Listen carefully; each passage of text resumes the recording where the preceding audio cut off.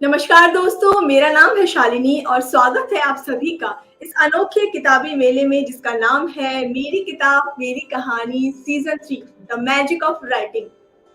So friends, good evening to all. कैसे हैं आप सभी? फ्रेंड्स, किताबें पढ़ना, बुक्स पढ़ना हम सभी को पसंद है और हम सभी चाहते हैं कि हम ज़्यादा से ज़्यादा किताबें पढ़ें और उनकी जो लर्निंग्स है वो जीवन में उतारें।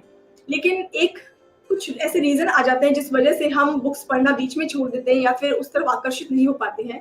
और उसमें सबसे ऊपर सबसे फर्स्ट नंबर पे आता है वो है हमारी रीडिंग स्पीड। अगर हमारी रीडिंग स्पीड बहुत स्लो है तो कोई भी किताब पढ़ते हुए हमें बहुत ज़्यादा टाइम लगता है या हम उसको पढ़ते-पढ़ते बोर हो जाते हैं या फिर हमें ऐसा लगता है कि इतने समय तक हम एक ही बुक पढ़े जा रहे हैं, कोई दूसरी बुक या दूसरा टॉपिक हमें चूज़ करना चाहिए।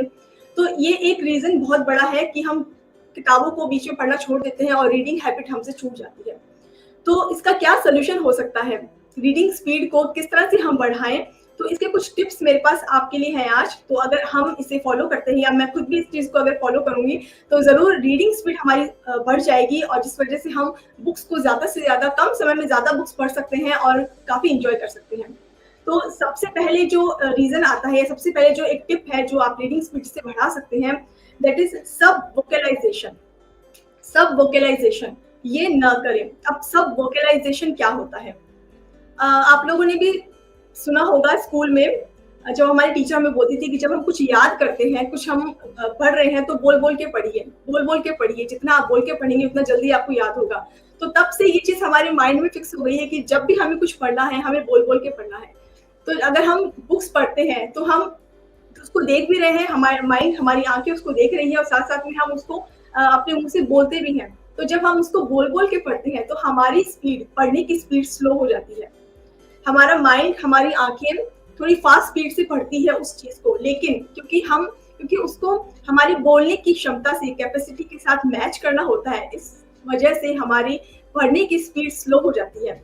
तो सब वोकलाइज़ेशन ना करें, बोल-बोल के ना पढ़ें, बल्कि आइज़ के थ्रू ही मन-मन में आप पढ़िए, तब जल्दी आपसे बुक्स पढ़ी जाएगी और आप कम समय में ज़्यादा बुक कवर कर सकते हैं, पढ़ सकते हैं। अगला टिप आपके लिए है, दैट इज़ एक्टिव रीडिंग करें। कई बार ऐसा होता है कि चैप्टर में सारी चीज़ें पढ़ने वाली नहीं होती है। कुछ मोस्ट मेन चीज़ें होती हैं जो अपने पढ़ने के लायक होती है। तो आप जब एक्टिव रीडिंग की हैबिट डालेंगे, तब आपकी आइज़ अपने आप रिकॉग्नाइज़ कर लेगी कि आपके काम की क्या चीज़ है या क्या मेन पॉइंट है, उसको आप फटाफट पढ़ेंगे और वो चैप्टर जल्दी फिनिश हो जाएगा। इसके साथ में अगर आप बुक पढ़ रहे हैं और पढ़ते-पढ़ते आपको आधा घंटा हो गया है, 45 मिनट्स हो गए हैं, तो बीच में एक छोटा-सा ब्रेक ज़रूर लें। 2 मिनट का, 5 मिनट का ब्रेक ज़रूर लें। इसका रीज़न ये है कि जब आप ब्रेक लेते हैं, तो ब्रेक लेने से जितना आपने पढ़ा है अभी 45 मिनट्स में, वो आप एब्ज़ॉर्ब कर लेते हैं और जो आप आगे पढ़ने वाले हैं, उसके लिए आपका माइंड फ्री हो जाता है, रेडी हो जाता है। तो बीच में ब्रेक ज़रूर लें। अगर आप लंबे टाइम तक किसी बुक को पढ़ते हैं, तो हो सकता है, कुछ लोगों के साथ हो सकता है कि वो बहुत बोर लगने लग जाती है या फिर मन उससे उठने लग जाता है। नोट्स ज़रूर बनाइए जब भी आप कोई बुक पढ़ें। अगर आपको फास्ट रीडिंग करनी है, स्पीड बढ़ानी है, तो नोट्स फटाफट बनाते जाइए, अंडरलाइन करते रहिए, वर्ड्स को, लाइन्स को, सेंटेंसेस को हाइलाइट करते रहिए, क्योंकि उसके बाद जब आप दोबारा कभी उस बुक को पढ़ रहे हैं, उस चैप्टर को पढ़ रहे हैं, तब आपको आधे से भी कम टाइम लगेगा उसको कंप्लीट करने में। तो नोट्स बनाते रहिए, साथ-साथ में अपने अंडरलाइन ज़रूर करते रहिए। अपनी रीडिंग स्पीड को बढ़ाने के लिए ज़रूरी है कि आप उस स्पीड को चेक करें। आप रीडिंग स्पीड कैसे चेक करेंगे? आप 1 मिनट का टाइमर लगा लीजिए अपने फ़ोन में और फिर आप पढ़िए कि देखिए कि आप 1 मिनट में कितनी लाइन्स पढ़ पा रहे हैं। अगर आप 1 मिनट में समझ लीजिए 20 लाइन्स पढ़ पा रहे हैं, तो कुछ टाइम के बाद, समझ लीजिए वीक में 1 बार, 1 वीक, 2 वीक के बाद आप दोबारा से जब चेक करते हैं, तब आप देखिए कि 1 मिनट में आप, हो सकता है, 20 से 25 लाइन्स पे आ जाएँ, 30 लाइन्स पे आ जाएँ। तो इस तरह से आपकी रीडिंग स्पीड जो है वो बढ़ेगी और जब आपको ये मेजरमेंट पता चलेगा कि हाँ, मेरी स्पीड इतनी से इतनी बढ़ गई है, तो आप में कॉन्फिडेंस आएगा, आपको खुद को अच्छा लगेगा और I am sure reading speed आपकी ज़रूर बढ़ जाएगी। इसके अलावा एक और चीज़ है कि किताब को, किसी भी बुक को सिर्फ़ पढ़ने के लिए मत पढ़िए। मतलब ये कि खत्म करने के लिए मत पढ़िए कि मुझे किताब मैंने हाथ में ले ली है, इसको पढ़ना शुरू कर दिया है, अब मुझे इसको खत्म करना ही करना है। ऐसा नहीं कीजिए, ऐसा मत सोच के पढ़िए, बल्कि कुछ समझने के इरादे से बुक को पढ़िए। अगर आप ऐसा करते हैं तो आपकी स्पीड ऑटोमेटिक जल्दी-जल्दी बढ़ती है, आप उसको समझते भी जाते हैं और उस बुक को फटाफट कंप्लीट भी करते जाते हैं। इसके साथ में रीडिंग के साथ एक और चीज जुड़ी हुई है, आपका इंटरेस्ट। अब जब भी आप कभी रीडिंग करते हैं, तो अगर आपको वो रीडिंग बोर लग रही है या फिर बुक आपको अच्छी नहीं लग रही है, इसका रीजन ये हो सकता है कि शायद आपने अपने इंटरेस्ट की बुक नहीं उठाई है, अपने इंटरेस्ट का टॉपिक चूज नहीं किया है, इस वजह से वो बुक आपको इंटरेस्टिंग नहीं लग रही है। तो इसका मतलब ये नहीं है कि रीडिंग ही बोरिंग है या फिर किताब पढ़ने वाले लोग बोरिंग है, ऐसा नहीं है। आप दूसरे टॉपिक जो आपको इंटरेस्ट जिसमें है, उस टॉपिक को आप उठाइए, उसकी बुक पढ़िए। पोएट्री अच्छी लगती है तो पोएट्री की बुक पढ़िए, इजी सरल बुक को पहले हाथ में लीजिए, तो आपको रीडिंग बहुत इंटरेस्टिंग लगने लग जाएगी और आपकी जो स्पीड है वो ऑटोमेटिक बढ़ जाएगी। तो ये कुछ टिप्स थे मेरे पास, ये कुछ बातें थी जो बुक की स्पीड रीडिंग से रिलेटेड मैंने आपके साथ साझा की, आपके साथ शेयर की। आई होप आपको अच्छा लगा होगा और आपको पसंद आई होगी, और आई एम श्योर आप कुछ चीजों आपको पॉइंट्स ऐसे लगे होंगे जिसको अगर आप अप्लाई करते हैं तो आपकी स्पीड भी बढ़ जाएगी। तो अब शुरू करते हैं आज का सेशन। तो आज का प्रोग्राम, आज जिन ऑथर को हमने इनवाइट किया है उनके बारे में मैं एक आपको छोटा सा इंट्रोडक्शन दे देती हूँ ताकि आप उनके साथ इजीली कनेक्ट कर पाए। तो जो ऑथर आज हमारे साथ जुड़े हैं, he is a mechanical engineer he is a mechanical engineer and an MBA from Mumbai. He is also a certified financial planner. He has more than 21 years of corporate experience working in leading companies like ICICI and Franklin Templeton. He also does investor education program. He is getting media recognition for his work like leading newspapers, Times of India and The Mint. Also in a popular television program on Zee Business. So without any further delay, मैं invite करना चाहती हूँ हमारे आज के author को, जिनका नाम है राजेश मिनोचा जी। नमस्कार सर। आप कैसे हैं? सर मैं बहुत अच्छी हूँ, बहुत बढ़िया हूँ, और आप कैसे हैं सर? बढ़िया है सब कुछ, एवरीथिंग गोइंग ऑन गुड। जी सर, स्वागत है आपका हमारे इस प्रोग्राम में। मेरी पूरी टीम की तरफ से मैं आपका वेलकम करती हूँ, और इस प्रोग्राम से जुड़कर आपको कैसा लग रहा है ये हम जानना चाहेंगे।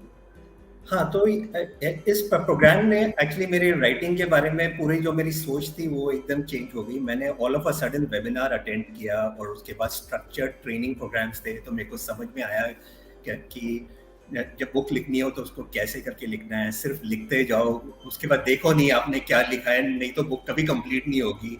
तो मैं जनरली सुबह 9 बजे उठता हूँ। 1 महीने के लिए मैं 6:15 बजे का मैंने अलार्म लगाया। सुबह के 3 घंटे मैं सिर्फ लिखता था, और फिर 15 दिन कंटिन्यूस लिखने के बाद मैं खुद ही इतना हैरान हो गया कि मैंने ये सब कैसे लिख लिया। और उसके बाद फिर रिव्यू का मैंने शुरू किया, बुक को रिव्यू किया। वो मेरी वाइफ डॉक्टर ललिता ने भी मेरे को हेल्प किया उसमें रिव्यू वगैरह करने में, और भी मेरे रिलेटिव्स ने हेल्प किया काफ़ी। और उसके बाद में फिर फाइनली वो बुक रेडी हो गई, और 1 महीने के अंदर सब कुछ रेडी हो गया, जिसको सोचने में मेरे को 4 साल लग गए थे। जी जी राजेश जी। हाँ जी जी। सो सर, हम आपके बारे में पहले जानना चाहेंगे, आप कहाँ से बिलोंग करते हैं, फैमिली में कौन कौन है आपके, प्लीज हमें बताइए।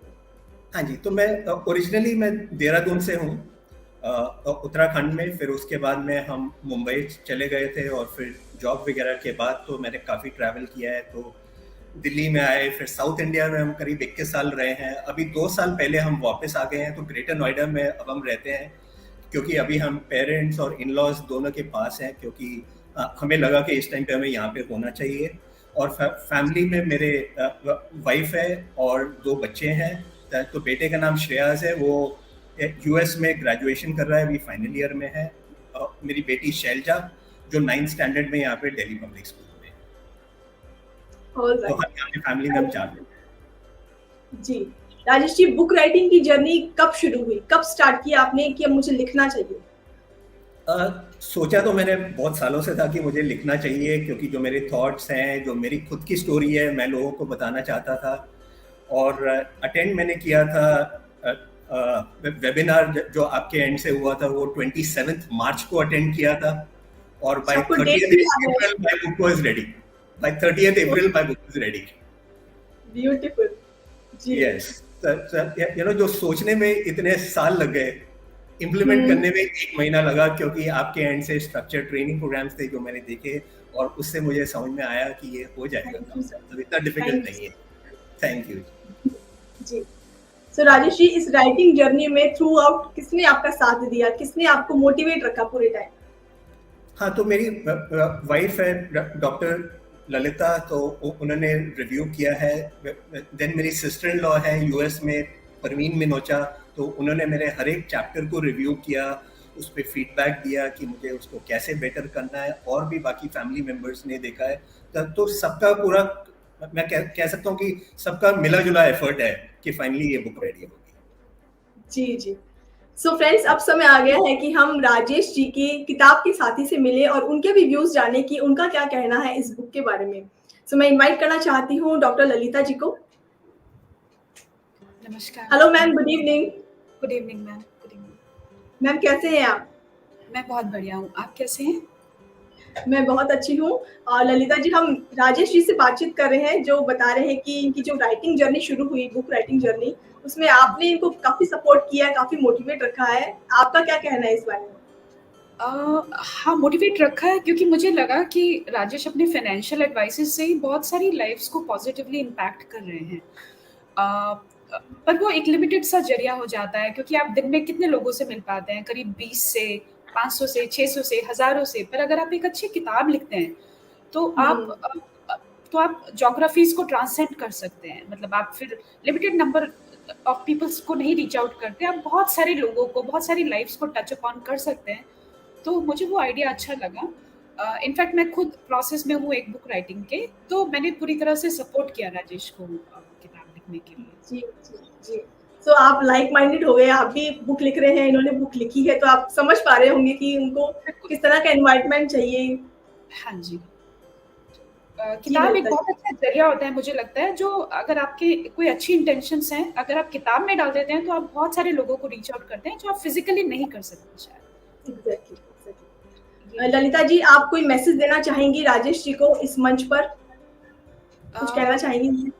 हाँ, मैं ये कहना चाहूँगी कि वो अपनी जर्नी को कंटिन्यू करें और भी किताबें लिखें और लोगों की लाइफ्स को पॉजिटिवली इम्पैक्ट करें। हमारा हमेशा से यही रहा है, पिछले कुछ सालों से यही हमारी इंटेंशन है कि जितनी भी लाइफ्स को हम पॉजिटिवली इम्पैक्ट कर सकें वो करना चाहिए, क्योंकि हमें अपने परिवार, अपने बच्चों के बियॉन्ड सोचना चाहिए। We should look at giving back to the society, और किताब उसके लिए एक बहुत अच्छा जरिया है।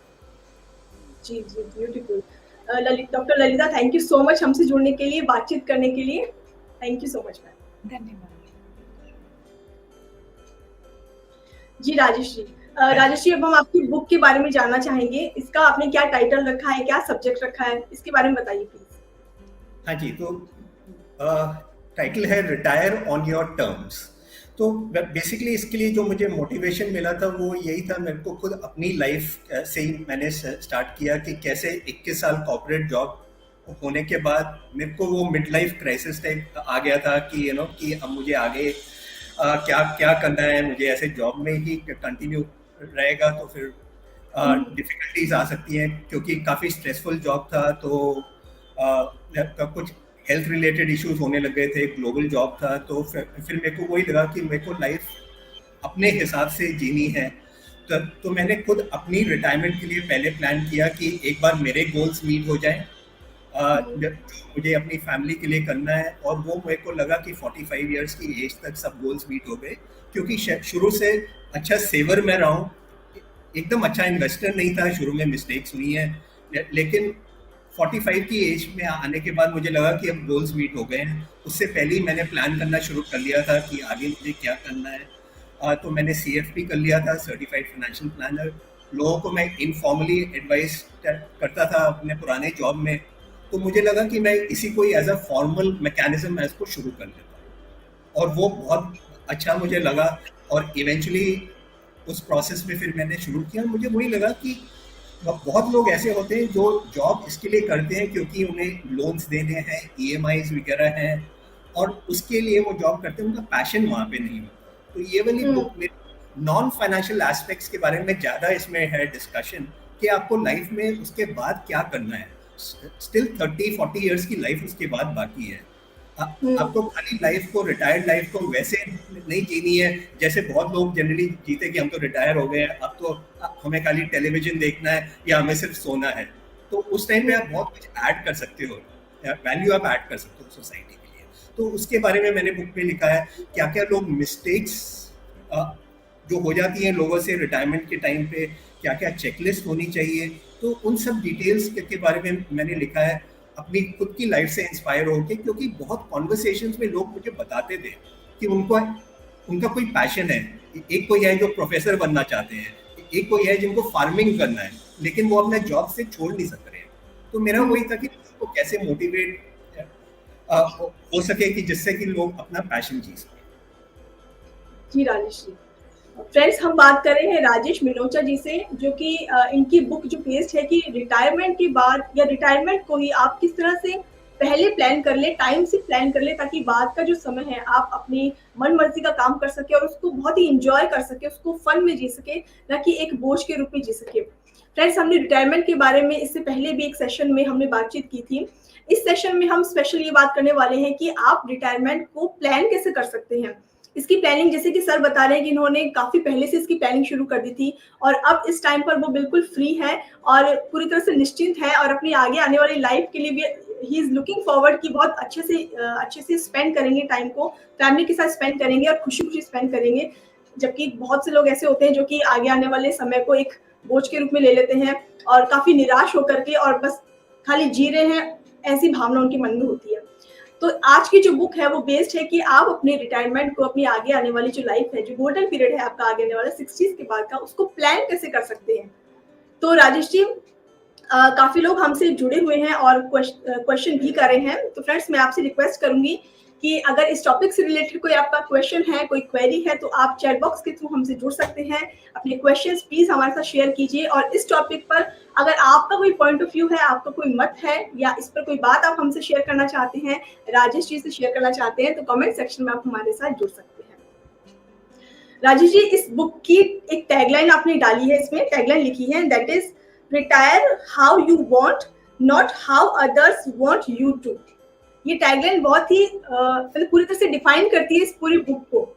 ये टैगलाइन का आइडिया कैसे आया आपको, इसके बारे में प्लीज बताइए, इसको थोड़ा डिफाइन कीजिए। हाँ, तो ये जो टैगलाइन थी एक्चुअली मैंने कोई जैसे कि आपको बोला कि रिटायरमेंट में मतलब लोगों का एक फिक्स मेंटालिटी रहता है कि अब इस एज पे जाके रिटायर होना है। तो मैंने उसी को क्वेश्चन किया है कि आपको उस एज तक क्यों वेट करना है।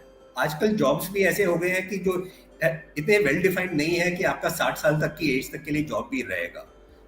तो जैसे जैसे यंगस्टर्स आ रहे हैं इंडस्ट्री में, तो जॉब्स वगैरह भी मतलब लोग जल्दी रिटायर हो जाते हैं और बहुत बार तो रिटायर नहीं भी होना चाहते तो भी रिटायर हो जाते हैं। ऑन द अदर हैंड थोड़े लोग ऐसे भी होते हैं जिनको जॉब अच्छा लगता है, so then they should do what they enjoy. अगर जॉब में उनको लग रहा है कि वैल्यू ऐड कर रहे हैं, then they don't need to retire early. लेकिन अगर आपको लगता है कि जॉब आपको सेटिस्फैक्शन नहीं दे रहा और at the end of the day आपको ऐसा नहीं लगता कि आपने कुछ मीनिंगफुल काम किया है, अपनी कंपनी के लिए आपने जरूर बहुत इंपॉर्टेंट काम किया है, बट खुद के लिए आप सोचते हो कि मैंने जो काम किया है ये तो मैंने अपने बॉस के लिए किया है, बॉस को खुश रखने के लिए किया है, बट मैंने कोई वैल्यू ऐड नहीं की है। तो अगर वो थॉट्स आने लग जाए कि आप कोई वैल्यू ऐड नहीं कर रहे, then you should seriously look at doing something what you enjoy. तो उसके लिए अपना खुद डिफाइन करना, फाइनेंशियल कैलकुलेशंस वगैरह करना टू चेक कि how much money you need, मतलब आपके गोल्स वगैरह के लिए कितना पैसा चाहिए। सिर्फ रिटायरमेंट के लिए नहीं, बच्चों की एजुकेशन के लिए चाहिए, बच्चों की मैरिज वगैरह के लिए या और भी कोई गोल्स हैं, उस सब के लिए उसका पैसा जैसे ही इकट्ठा हो जाए तो उसके बाद में then you can plan in terms of what you want. तो मतलब आपको वो नहीं करना जो सोसाइटी एक्सपेक्ट कर रही है, आपको वो करना है what you want to do. So that is the theme of this. जी राजेश जी, आइडियली किस एज में हमें रिटायरमेंट की प्लानिंग करनी चाहिए? आइडियली एक पर्सन को, एक युवा को कब शुरू कर देना चाहिए रिटायरमेंट की प्लानिंग? जैसे ही हमारा जॉब शुरू हो जाए उस टाइम पे, जैसे ही पैसे आने शुरू हो जाए, क्योंकि उस टाइम पे the kind of money you need for retirement is very low. जैसे जैसे टाइम बढ़ता रहता है फिर आपका रिक्वायरमेंट पैसे का इतना ज्यादा हो जाता है कि तब नॉर्मल एज पे जब आप रिटायर होना चाहते हैं आपसे रिटायर नहीं होगा। तो अगर शुरू में जितना भी पैसा है, 1,000 रुपए एक्स्ट्रा है, 2,000 रुपए एक्स्ट्रा है, दैट शुड बी इन्वेस्टेड, जिससे कि वो प्रोसेस शुरू हो जाए you have the discipline available. एक बार डिसिप्लिन हो जाता है उसके बाद में then things happen on their own. You know, तो हमें शुरू में ही रिटायरमेंट का प्लान होना चाहिए, और उसमें क्योंकि लॉन्ग टर्म ये प्लानिंग है, क्योंकि रिटायरमेंट के लिए तब भी बहुत सारे साल हैं, तो इसके लिए तो वही प्रोडक्ट्स देखने चाहिए विच आर बीटिंग इन्फ्लेशन। ये मिस्टेक बहुत लोगों से हो जाती है, मेरे से भी हुई थी शुरू में, जब मेरा सिर्फ फिक्स्ड डिपॉजिट्स में ही फोकस था। वो बाद में जाके देखा कि इन्फ्लेशन इतनी ज्यादा हो गई थी कि फिक्स्ड डिपॉजिट में तो इंटरेस्ट ही नहीं आ रहा था। फिर मुझे लगा कि अब तो मैं कभी रिटायर हो ही नहीं सकूंगा अगर ऐसे होता रह गया, क्योंकि मेरा नेगेटिव रिटर्न चलता था। सो अराउंड 23 इयर्स बैक, करीब 2000 में, तब मैंने इक्विटीज में म्यूचुअल फंड्स के थ्रू मैंने इन्वेस्टमेंट शुरू किया था। एक बार वो स्टार्ट हो गया, फॉर्चुनेटली 2008 का क्राइसिस हुआ, जब सेंसेक्स 8000 पे जाके फॉल हो गया था। बहुत लोग पैनिक कर रहे थे, पीपल वर विड्रॉइंग मनी। उस टाइम पे मैंने काफी पैसा इन्वेस्ट किया था। 8000 पे सेंसेक्स था, आज की डेट पे 65,000 है। So 8 times it. So that actually help me to retire even earlier. मेरा पहले प्लान था कि ये मैं 50 साल की एज पे जाके शुरू करूंगा, यू नो, जो मैंने अभी शुरू किया है। बट फाइनली 45 की एज में मुझे लगा कि now I can leave, you know, क्योंकि पहले का पैसा कंपाउंड कर गया था।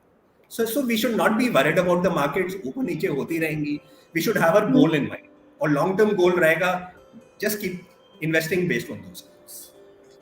जी, लॉन्ग टर्म गोल अगर आपका है तो आपकी इन्वेस्टमेंट कभी भी खराब नहीं जाएगी, वो जरूर आपको कोई ना कोई प्रॉफिट देकर जाएगी।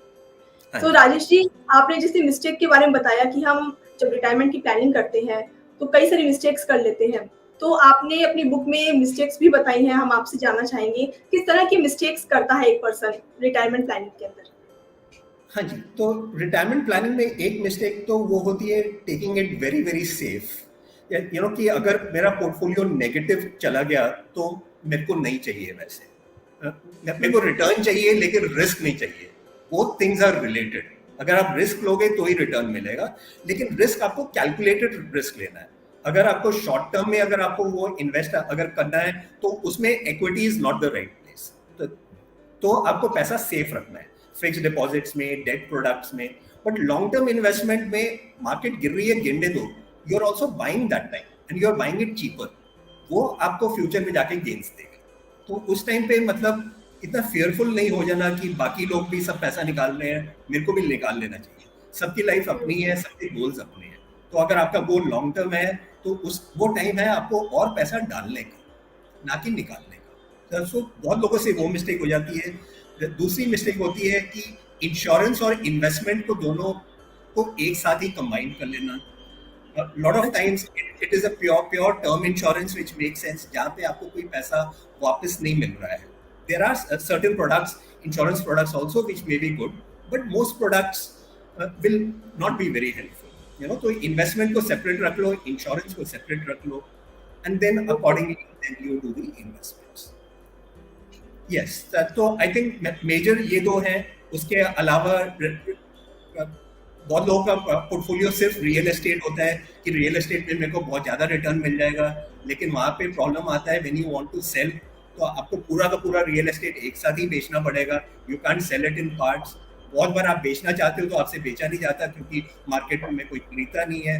Then there is some involvement of cash also, तो आपका जो व्हाइट मनी होता है वो धीरे धीरे ब्लैक मनी बन जाता है। यू नो, तो पोर्टफोलियो अपना ऐसा स्ट्रक्चर रखना कि सब कुछ मिक्स।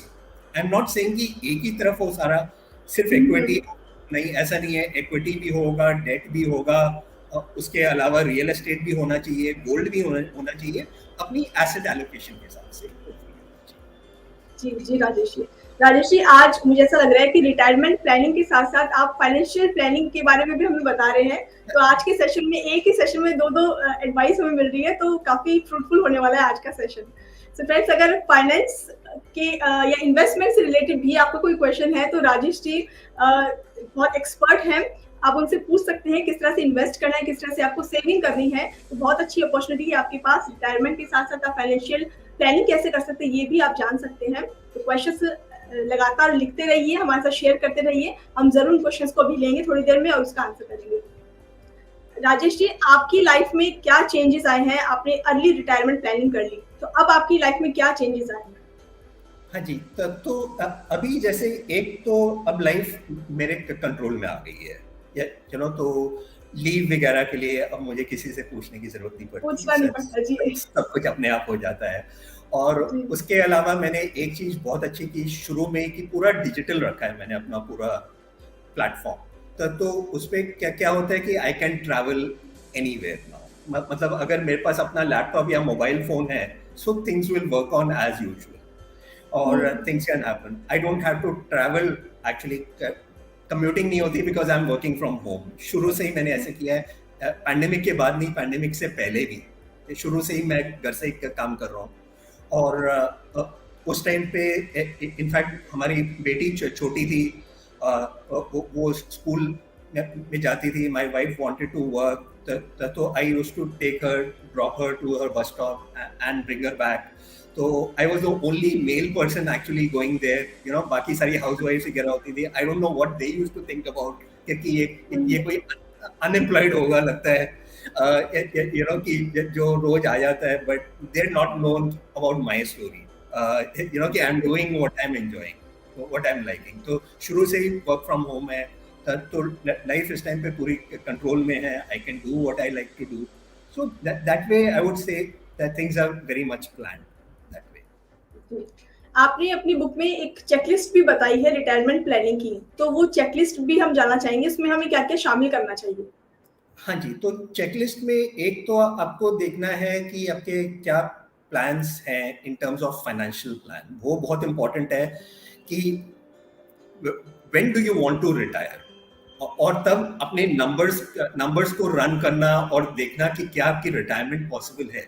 क्योंकि एक चीज हमें ये ध्यान रखनी चाहिए कि अगर हम रिटायर जल्दी हो रहे हैं तो हमारी रिटायर्ड लाइफ बढ़ जाएगी, number of years will go up, which means हमें ज्यादा पैसा चाहिए। तो ये इंपॉर्टेंट होता है। इन्फ्लेशन का इम्पैक्ट रखना बहुत इंपॉर्टेंट है कि इंडिया में रफली 6 से 7% इन्फ्लेशन होती है, तो इन्फ्लेशन बहुत लोग भूल जाते हैं। सो ये इम्पॉर्टेंट है कि क्या है, मतलब फाइनेंशियल आपकी सिचुएशन क्या है, गोल्स वगैरह मीट हो रहे हैं, then whether you can retire और नॉट। उसके अलावा दूसरा इम्पॉर्टेंट ये है कि what do you want to do after retirement. क्योंकि बहुत लोग बोलते हैं कि मेरे को तो छुट्टी पे जाना है, वेकेशन करनी है। वेकेशन ठीक है, 6 महीना करोगे, 1 साल करोगे, 2 साल करोगे, you not do vacation for 40 years। तो उसके लिए मतलब आपको आगे का प्लान करना बहुत जरूरी है। होता क्या है कि स्पेशली जो लोग प्राइवेट सेक्टर से आते हैं, तो प्राइवेट सेक्टर में they are so much occupied with their regular jobs, suddenly if they have got nothing to do, life will be very boring. So we need to plan for that. बहुत बार दूर से life अच्छी लगती है, but then when you actually go there it can be difficult। suddenly इतना ज़्यादा time हो जाएगा आपके पास कि you will not know what to do। तो इसके लिए वो सब प्लानिंग पहले से ही हमारी होनी चाहिए कि हमें आगे जाके क्या करना है। जैसे इस टाइम पे मेरे क्लाइंट्स हैं, एटलीस्ट 5-6 क्लाइंट्स मेरे फाइनेंशियली सेटल्ड हैं, they have got enough money and I know कि they are settled. Now I am telling them आपको आगे क्या करना है। आपको रिटायर होना है तो आप आज ही रिटायर हो सकते हो, लेकिन आगे के 25-30 साल क्या करने हैं, let's decide on that and start working towards that, जिससे कि सडनली आपको वैक्यूम ना लगे एक बार रिटायर हो गए, नाउ व्हाट टू डू। जी। So I would say these are some of the checklist, और बाकी ऑफ कोर्स मैंने बहुत ज्यादा लिखा हुआ है अपनी बुक में, so there are some more thoughts actually which are there, but these are the main ones. हां जी राजेश जी, हमारे साथ ऑडियंस में काफी लोग जुड़े हैं, उसमें से एक पर्सन है जो आपसे क्वेश्चन कर रहे हैं। सुषमा आपसे पूछ रही हैं, how much should we invest in mutual funds? Finance के क्वेश्चन आने शुरू हो गए हैं सर, तो जवाब दीजिए please.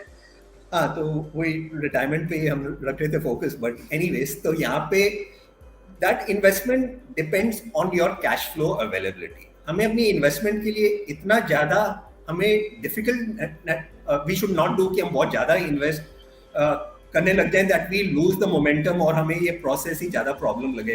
You know, you have to spend money और आपके पास वो पैसा ही ना हो, फिर आपका ज़्यादा टाइम तक चलेगा नहीं इन्वेस्टमेंट। तो start with something what you are comfortable with, but journey को शुरू करो। और डिटेल्स में in terms of how much money is needed, of course we have to go through a model and a spreadsheet वगैरह, depending on the goals कि आपके क्या क्या गोल्स हैं रिटायरमेंट में, how much money you need. तो there is no one answer for it.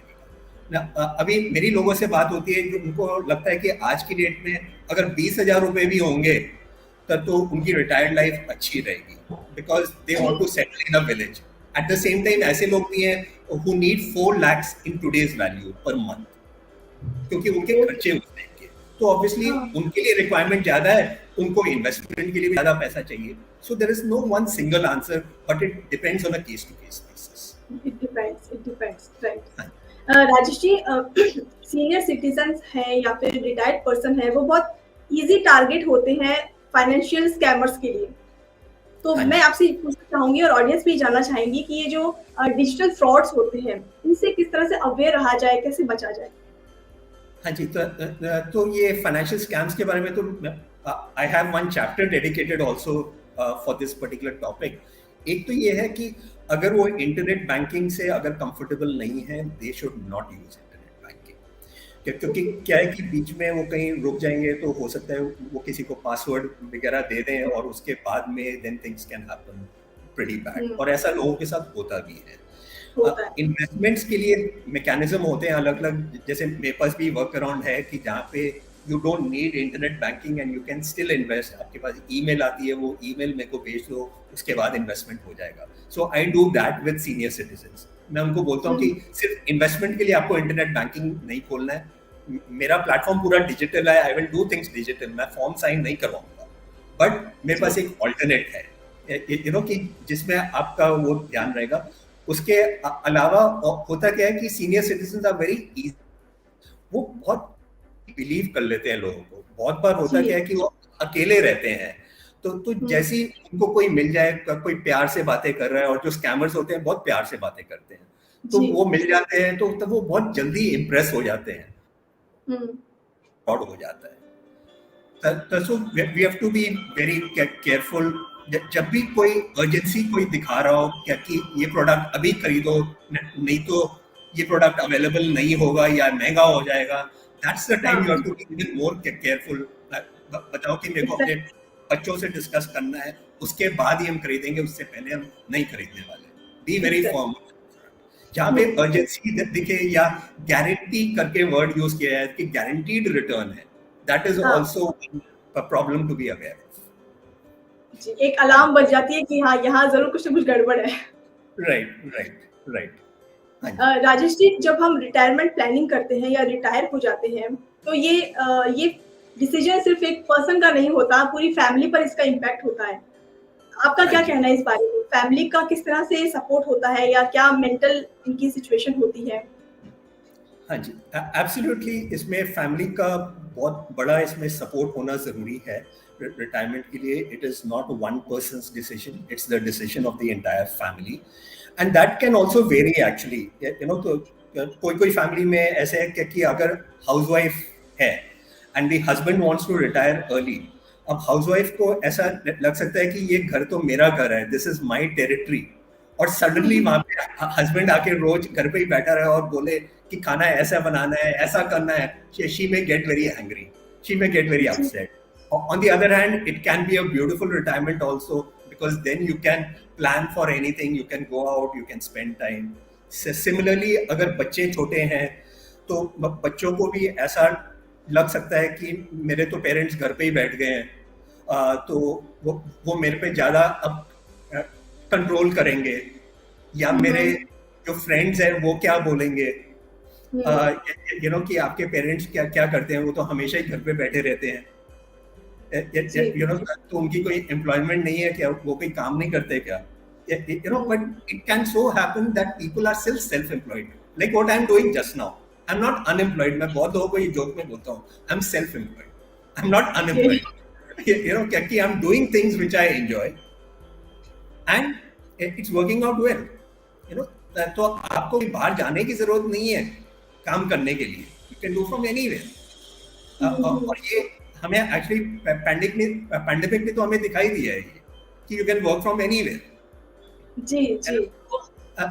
I think बच्चों के व्यूज लेना, स्पाउस के व्यूज लेना, पेरेंट्स के, इन-लॉज के, I think getting views of everyone is important, and then eventually doing what you want to, you know, so that हाँ जी। मेरा अगला क्वेश्चन यही होने वाला था राजेश जी, जो आप बता रहे हैं कि एंजॉय करना है रिटायरमेंट को, तो मैं हाँ आपसे पूछना चाहूंगी आप किस तरह से अपना रिटायरमेंट एंजॉय कर रहे हैं, प्लीज शेयर कीजिए। हाँ जी, क्या अभी जैसे मैंने बोला कि सेल्फ एम्प्लॉयड हूँ, तो जी। I am not fully retired as such, doing nothing. In fact I am okay. Working a lot right now, but I am enjoying what I am doing. तो एक तो वो है कि I don't have a fixed time now. आपको भी बड़ा surprise होगा कि मैं रोज सुबह 9 बजे उठता हूँ। I अच्छा। don't get up early now, because investments का जो प्रोसेस होता है इसके बाद में ही शुरू होता है। दोपहर का टाइम कैलेंडर में मैंने जनरली ब्लॉक किया हुआ है, wherein I have a nap। बहुत बार मुझे रात को 11 बजे भी काम करने का मन करता है, तो अपना लैपटॉप खोलता हूँ और काम करना शुरू कर देता हूँ। Okay. So I am able to travel।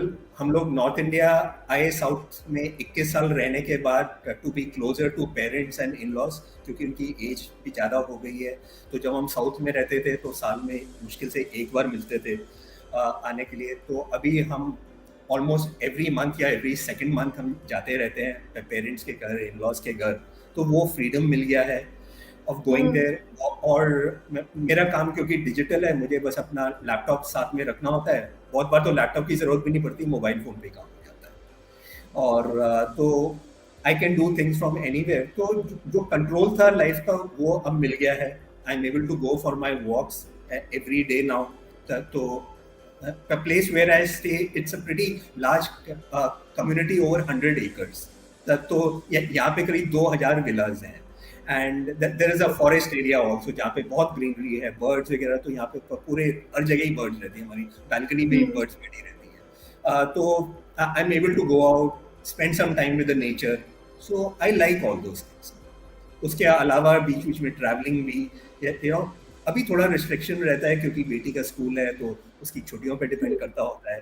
But जब भी छुट्टियां होती हैं तो that's the time when we are free, in जी, terms so of you are enjoying your retirement, half retirement कह सकते हैं उसको, कि आप उसको एंजॉय कर रहे हैं और लाइफ को अपने अकॉर्डिंग जी रहे हैं।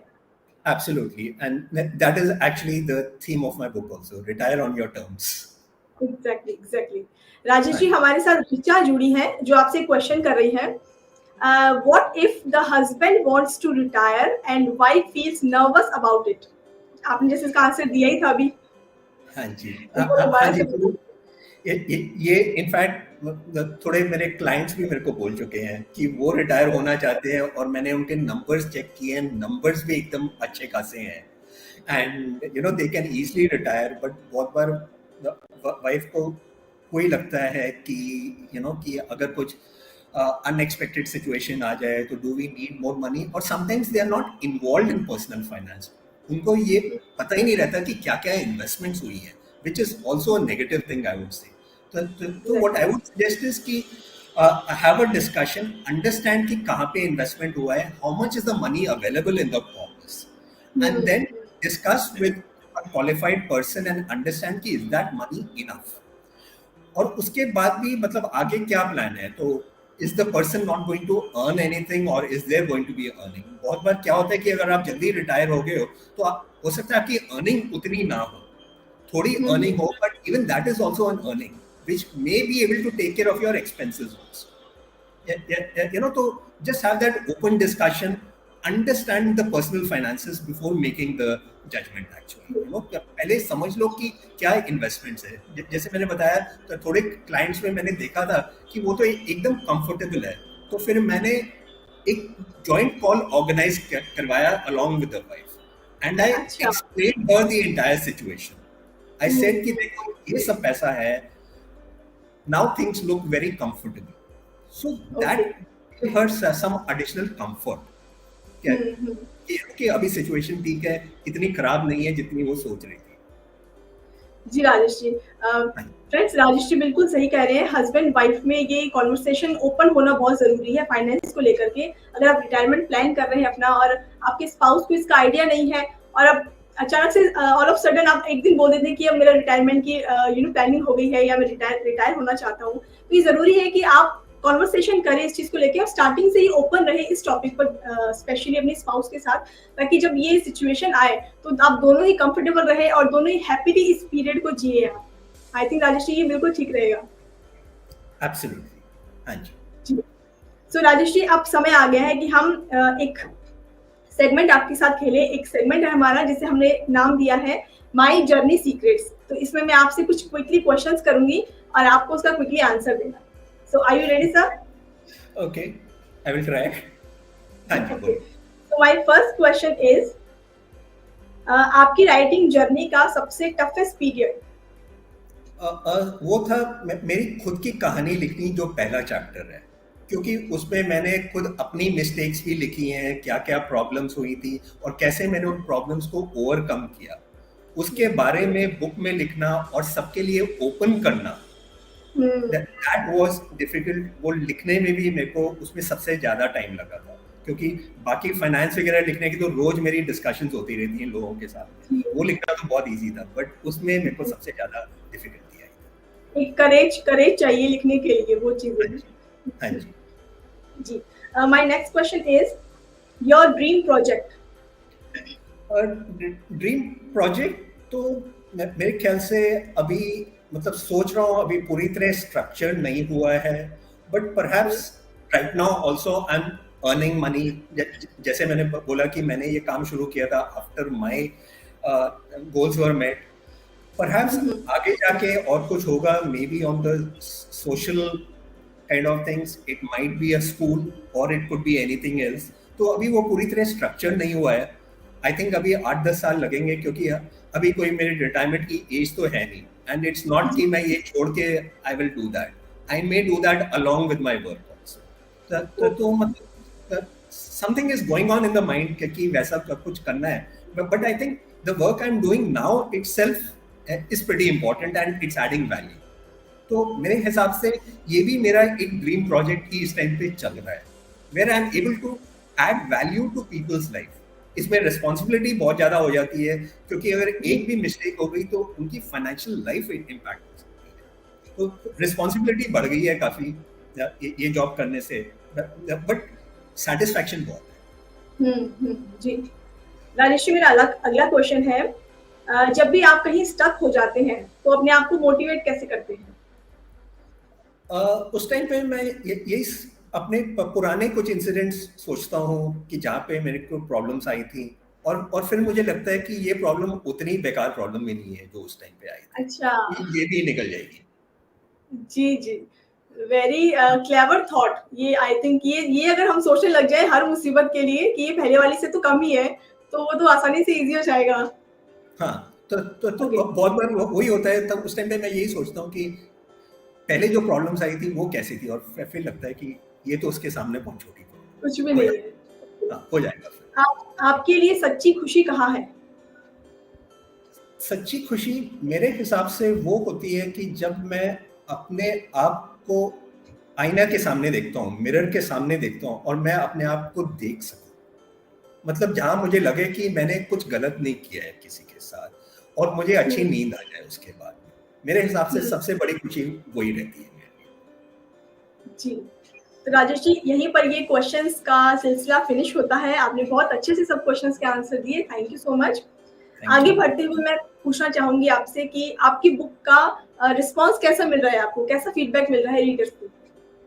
रिस्पांस इस बुक का बहुत बढ़िया रहा है। ये मुझे लॉन्च होने से थोड़े दिन पहले ही इंडिकेशन मिलने शुरू हो गई थी, क्योंकि क्या था कि लॉन्च से थोड़े दिन पहले ही मैंने अपने बर्थडे पे मैंने फर्स्ट चैप्टर रिलीज किया था मेरी स्टोरी का। वो मैंने सबको भेज दिया था फॉर फ्री। तो लोगों ने वो पढ़ा और बोला कि बहुत अच्छा है, और मेरे को पता था कि बाकी बुक भी मैंने बहुत सिंपलिस्टिक वे में लिखी है, जैसा कि पहला चैप्टर लिखा था। तो इसलिए मेरा कॉन्फिडेंस लेवल बढ़ गया था। फिर बुक को लॉन्च किया 24 जून को, जिस दिन मेरे फादर का बर्थडे था। तो हम देहरादून गए थे और मेरे फादर ने बुक लॉन्च की थी वहाँ पे। तो हमने एक लाइव इवेंट किया था, वो मैंने लोगों से शेयर किया था। और उसके बाद अमेज़न ने already they have classified it as a best seller, और इसमें हाईएस्ट रैंक मैंने देखा था 1357 का हो गया था amongst all books on Amazon. Amazon में मेरे ख्याल से करीब 1.25 लाख बुक रिलीज होती हैं एवरी ईयर, 1,25,000। तो 1357 तक का ऑल टाइम हाई मिला था, which I think is very good. तो I think response has been good. बहुत लोग ऑलरेडी ये बुक खरीद चुके हैं और उनके रिस्पॉन्सेज भी आ चुके हैं। मेरे पास 1-on-1 रिस्पॉन्स आ चुके हैं। अमेज़न पे रिव्यू भी डाल रहे हैं। review has been very positive. So I'm very confident कि the book is going to do well. Because retirement पे बहुत लोगों ने लिखा हुआ है, but they have spoken about the financial side of retirement. मेरी book जो है वो it's more on the non-financial side of retirement. Financial पे एक ही chapter है कि how do you plan your retirement, how much money you need, वो जो एक question भी पूछा गया था, तो उस पे एक पूरा chapter है, how do you calculate that. But बाकी जो chapters हैं वो non-financial aspects के ऊपर है. So I think that is something different here and very new actually. Rajesh ji, हम आपकी बुक अगर परचेज करते हैं आज, तो क्या कोई डिस्काउंट है आपकी बुक पर आज के लिए? हाँ जी, तो ये मैंने 25% का डिस्काउंट रखा हुआ है, तो 100 रुपीज का डिस्काउंट है. MRP is 399, so I'm selling it at 299 for the paperback. Ebook I'm selling it at 99 rupees. I do suggest that to people कि वो पेपरबैक लें, ईबुक इतना ना लें, क्योंकि क्या है कि अगर आपके सामने ये बुक रहेगी तो आपको मोटिवेशन ज्यादा मिलेगा, स्पेशली अगर आप अपनी अर्ली रिटायरमेंट का प्लान अगर कर रहे हो, क्योंकि ई बुक का क्या होगा, एक फोल्डर में घुस जाएगी और उस फोल्डर में ही रह जाएगी. But as a paperback you will have it in front of you. तो there is a discount on the paperback, so 100 rupees का डिस्काउंट. सो फ्रेंड्स, अगर आप राजेश जी की बुक परचेज करना चाहते हैं और ये डिस्कशन आपको आई एम श्योर बहुत पसंद आ रहा है, इनकी बुक में भी इन्होंने अपने पर्सनल एक्सपीरियंस के थ्रू ही इस बुक को कंप्लीट किया है, तो अगर आप इनकी बुक को परचेज करते हैं तो इस पर 25% का डिस्काउंट है MRP पर. आप इस लिंक पर जाइए जो हमने आपके साथ चैट बॉक्स में शेयर किया है, और वहां जाकर के इस बुक को आप परचेज कर सकते हैं. इस बुक को आप पढ़िए, इसका पेपरबैक खरीदिए, इसका फिजिकल वर्जन जरूर खरीदिए फ्रेंड्स, क्योंकि वो ज्यादा मुझे लगता है कि काफी इफेक्ट डालता है आपके ऊपर, काफी अच्छा इम्पैक्ट डालता है. आप खुद पढ़िए, अपनी फैमिली मेंबर्स को पढ़ाइए, सीनियर जो पर्सन है आपकी फैमिली में उनको पढ़ाइए, ताकि उनको भी कुछ ना कुछ नया सीखने को मिलेगा, नई जानकारी मिलेगी, और शायद वो भी अपनी लाइफ को और एंजॉय के साथ जी सकेंगे. और अपने रिव्यूज देना बिल्कुल मत भूलिएगा, क्योंकि एक ऑथर के लिए रिव्यूज बहुत इंपॉर्टेंट होते हैं. आप सबके रिव्यूज होने बहुत जरूरी है. राजेश जी, अगर हम आपसे कांटेक्ट करना चाहते हैं, कनेक्ट होना चाहते हैं, तो एनी कांटेक्ट डिटेल्स जो आप हमारे साथ शेयर करना चाहें? हाँ जी, तो ये मेरे ईमेल आईडी और मोबाइल नंबर स्क्रीन पे आ गए हैं, तो पीपल कैन कांटेक्ट मी. उसके अलावा आज के ऑडियंस के लिए I have also kept a 30 minutes free discussion also. तो एक वो एड्रेस है, अगर वो आप एड्रेस भी अगर आप उनके साथ शेयर कर दें कि they can block some time with me. I am not available for the next 4 days actually. ये बुक की प्रमोशन के लिए I am going to Mumbai, but then वहां से आने के बाद आई विल बी अवेलेबल. तो इस वीकेंड के बाद I will be available, so then people can also block some time with me. Otherwise अगर वो मेरे को इस नंबर पे अगर व्हाट्सएप पे भी अगर भेजेंगे तो मैं उनको वो लिंक भेज दूंगा. जी, आई थिंक ये ज्यादा इजी रहेगा. फ्रेंड्स, आप इनके नंबर नोट कर लीजिए. अगर आप इनसे कनेक्ट होना चाहते हैं, राजेश जी से कोई गाइडेंस लेना चाहते हैं रिटायरमेंट को लेकर के, फाइनेंशियल इन्वेस्टमेंट को लेकर कुछ पूछना चाहते हैं, तो इनकी कॉन्टेक्ट डिटेल्स हमने आपके साथ शेयर की है. आप वहां जाकर के नोट कर लीजिए, इनको कनेक्ट जरूर कीजिएगा. और जैसा कि ये बता रहे हैं कि एक फ्री सेशन की बात ही कर रहे हैं, तो अगर आप इनके साथ जुड़ना चाहते हैं, फ्री सेशन करना चाहते हैं 30 मिनट्स का, तो आप इनके कॉन्टेक्ट नंबर पर जाकर के और इनसे बातचीत कर सकते हैं. Sir, any last message for our audience? कुछ आप कहना चाहेंगे, एडवाइस करना चाहेंगे? Yeah, so the last message would be कि don't let retirement just go just like that. Plan for it, because life हमें एक ही बार मिलती है and we need to add value. बहुत बार हम अपने जॉब में इतना ज़्यादा फंस जाते हैं कि हम उसके बारे में सोचते ही नहीं हैं, और आगे जाके हमें पता नहीं कि क्या हेल्थ कंडीशन आएगी, whether we'll be able to do anything or not. तो पहले से अगर सब कुछ प्लान करके रखें तो काफ़ी अच्छा रहता है, and then we can have a better and enjoyable retirement, based on what we do. Sir, thank you so much हमसे जुड़ने के लिए. आपसे बात करके बहुत अच्छा लगा.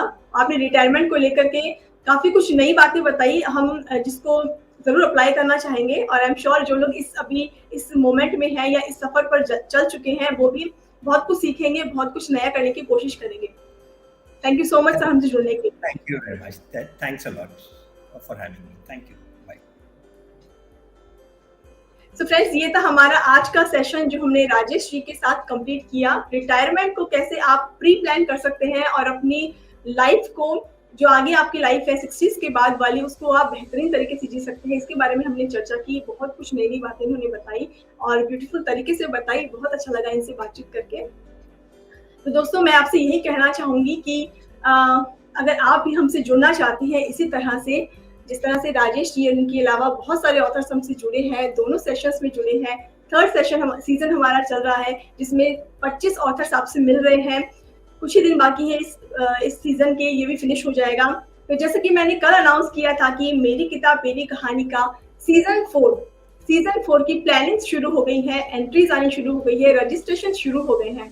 तो अगर आप हमसे जुड़ना चाहते हैं, आप एज अ गेस्ट हमारे साथ बातचीत करना चाहते हैं, अपनी लाइफ की स्टोरी, अपनी बुक राइटिंग की स्टोरी हमारे साथ शेयर करना चाहते हैं, तो आपका बहुत बहुत स्वागत है हमारे प्रोग्राम में। हम आपके साथ चैट बॉक्स में एक लिंक शेयर कर रहे हैं, आप उस लिंक पर जाइए, वहाँ पर आपको कॉन्टेक्ट डिटेल्स मिलेगी, वहाँ पर क्लिक कीजिए, वहाँ पर आप अपना कॉल कीजिए, मैसेज कर सकते हैं, हमारी टीम आपसे कोऑर्डिनेट करेगी। ये सब फ्रेंड्स मैं इसीलिए आपको बता रही हूँ क्योंकि बडिंग ऑथर्स के लिए, नए ऑथर्स के लिए, जो नए लेखक हैं, जो उभरते हुए कलाकार हैं, उनके लिए मेरी किताब मेरी कहानी एक ऐसा मंच प्रदान करता है जिसमें आप अपने रीडर से डायरेक्ट कांटेक्ट कर सकते हैं, जिनसे आप बातचीत कर सकते हैं, इंटरेक्शन कर सकते हैं, क्वेश्चन आंसर कर सकते हैं। एक रीडर अपने ऑथर से डायरेक्ट मिलता है, एक ऑथर अपने रीडर से डायरेक्ट मिलता है। हम सिर्फ एक मंच प्रदान करते हैं। जितने भी ऑथर्स हमसे यहाँ जुड़ते हैं, वो अपनी लाइफ का स्ट्रगल हमारे साथ शेयर करते हैं, अपनी बुक राइटिंग की जर्नी शेयर करते हैं, अपने सारे व्यूज शेयर करते हैं। तो ये बहुत ही बेहतरीन प्लेटफॉर्म है, आई थिंक आपके लिए, आप ऑथर्स के लिए, हम रीडर्स के लिए, जहाँ पर हम बुक से रिलेटेड, बुकिश कॉन्टेक्ट से रिलेटेड हर तरह की बातें करते हैं और आई एम श्योर अपनी लाइफ में वैल्यूज भी ऐड करते हैं। इस प्रोग्राम से जुड़ने के लिए आपको स्पीकर होना जरूरी नहीं है, आपको एक्सपर्ट होना जरूरी नहीं है, सिर्फ और सिर्फ एलिजिबिलिटी चाहिए। एक एलिजिबिलिटी चाहिए आपको, सिर्फ एक चीज की रिक्वायरमेंट है एंड दैट इज आप एक पब्लिश ऑथर होने चाहिए।